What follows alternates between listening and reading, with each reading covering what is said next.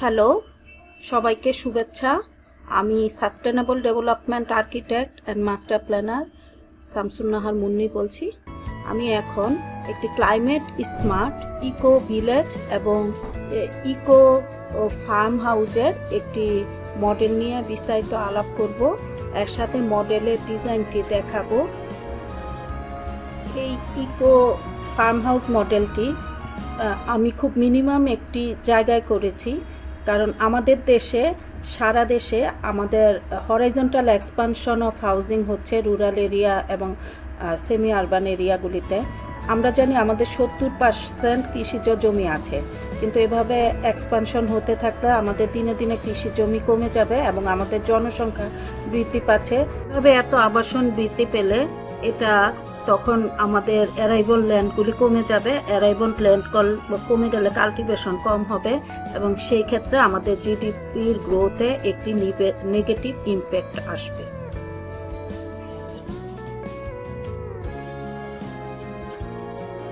আমাদের এই বাড়িটি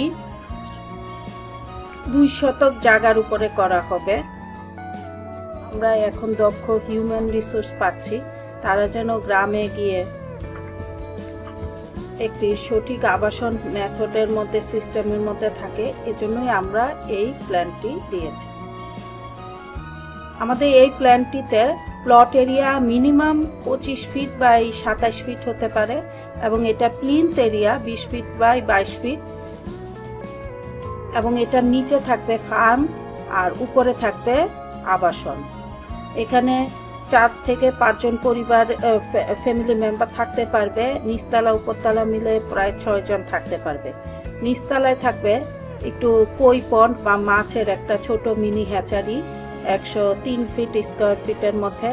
103 ফিট স্কোয়ার মধ্যে একটি গরুর ডেইরি শেড এবং 103 ফিট এরিয়ার মধ্যে একটি পোলট্রি শেড এবং সাথে কিছু হাঁস থাকতে পারে কই পন্ডে।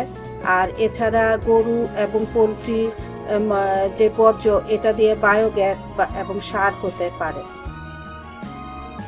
আমরা এখানে দেখতে পাচ্ছি যে এখানে 9টি কলামের উপর স্ট্রাকচারটি দাঁড়াবে এবং এখানে আমরা প্রিকাস্ট কলামের নিচে ফাউন্ডেশন দিব 1 ফিট বাই 1.5 ফিট। তার উপরে আমরা প্রিকাস্ট কলামটা পেস্ট করব এবং তারপরে প্রিকাস্ট স্ট্রাকচার উড হতে পারে, প্রিকাস্ট প্যানেল হতে পারে বা উড স্টিলের কলাম হতে পারে, স্টিলের স্ট্রাকচার হতে পারে। আমরা প্রিফ্যাব একটি বিল্ডিং ডিজাইন করব সারা দেশের জন্য, যেখানে দরকার অ্যাভেলেবল জায়গায় বিল্ডিংটি টোটাল রেডি করে এটা মানে ডিসমেন্টাল অবস্থায় আমরা নিয়ে যাব। তারপরে এটা আমরা ইনস্টলেশন করে দেব লোকেশনে। এতে যেটা হবে যে লোকাল যে ইনস্টলেশন কস্ট এটা কমে যাবে, যদিও ট্রান্সপোর্ট খরচ বেড়ে যাবে। তারপরও আমরা সঠিক এবং উপযুক্ত মালামালটা ব্যবহার করে একটি নির্দিষ্ট সময়ে বাড়িগুলি বানিয়ে দিতে পারবো। আমরা এখানে একটি মডেল দেখিয়েছি। এই মডেলটা যেভাবেই সম্ভব নিচে খামার বা নিচে থাকার ব্যবস্থা যে কোনোভাবে একটা ইউনিক মডেল করতে পারি। আমরা এখানে একটা কেস স্টাডি দেখাচ্ছি এক্সাম্পল হিসাবে।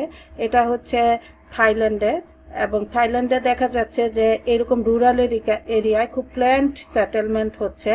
এই যে এগ্রিকালচার ল্যান্ডগুলিতে যদি এইভাবে হরাইজন্টাল এক্সপানশন হতো তাহলে এগ্রিকালচার ল্যান্ড এত দেখা যেত না, কিন্তু ভার্টিক্যাল এক্সপানশনের ফলে অন্যান্য এগ্রিকালচার ল্যান্ডের সাথে নিচের খামারটা ইন্টিগ্রেট করে গিয়েছে আর যে রেসিডেন্সিয়াল ফেসিলিটিস সেটা উপরে গিয়েছে, যার জন্য এটা মনেই হচ্ছে না আমি জায়গা নষ্ট করছি, বরং আমি জায়গাকে প্রপারলি স্কিলফুলি এবং স্মার্টলি ইউটিলাইজ করছি।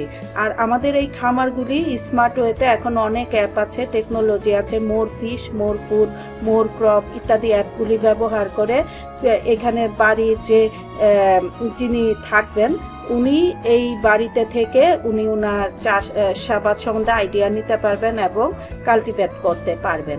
এছাড়া ছাদে থাকবে সোলার, বায়োগ্যাস ইত্যাদি থাকবে। এছাড়া এখানে সবাই অনলাইনে এডুকেটেড হতে পারবে। সো এসডিজি গোলের যে 17টা লক্ষ্য আশা করি উপযুক্ত এই মাস্টার প্ল্যানের মাধ্যমে ক্ষুদ্র থেকে বৃহৎ পরিসরে উন্নয়ন করে একটি অবদান রাখা সম্ভব। এখানে ঘরে ঘরে হাঁস মুরগি চাষাবাদগুলি ইজিলি আমাদের গ্রামগঞ্জে এখন হচ্ছে। অনেক এনজিও, অনেক সংস্থা বিভিন্ন রকমভাবে প্রমোট করছে, কিন্তু সঠিকভাবে আবাসনের যে ডিজাইন এবং মাস্টার প্ল্যান কেউই ওভাবে ইমপ্লিমেন্ট করছে না। তো বিগত দিনে বাংলাদেশ পুলিশ হেডকোয়ার্টার কর্তৃক বাংলাদেশ পুলিশ এবং হতদরিদ্র আবাসন প্রকল্পের পিডি হায়দার ভাই সারা দেশেই এই বাড়িগুলি বানিয়েছেন। সেম ওই বাড়িগুলোকেই যদি আমরা একটু ভার্টিক্যাল এক্সপানশন করে, কিছু খরচ হয়তো বাড়বে কিন্তু খরচটা টেকসইতে বাড়বে, কারণ জমি একটু উপরে তুলতে যেই খরচটা এটা হবে, যেখানে এরিয়া সুবিধাটাও বেড়ে যাবে একজন ব্যবহারকারীর আর এবং বেনিফিশিয়ারি, সে খামার, মাছ চাষ, বিভিন্ন রকম সবজি চাষাবাদ করে সে কিন্তু আমাদের অর্থনীতিতেও অবদান রাখতে পারবে। তো এইভাবে আমি একটি ডিটেল ডিজাইন এখানে দিয়েছি।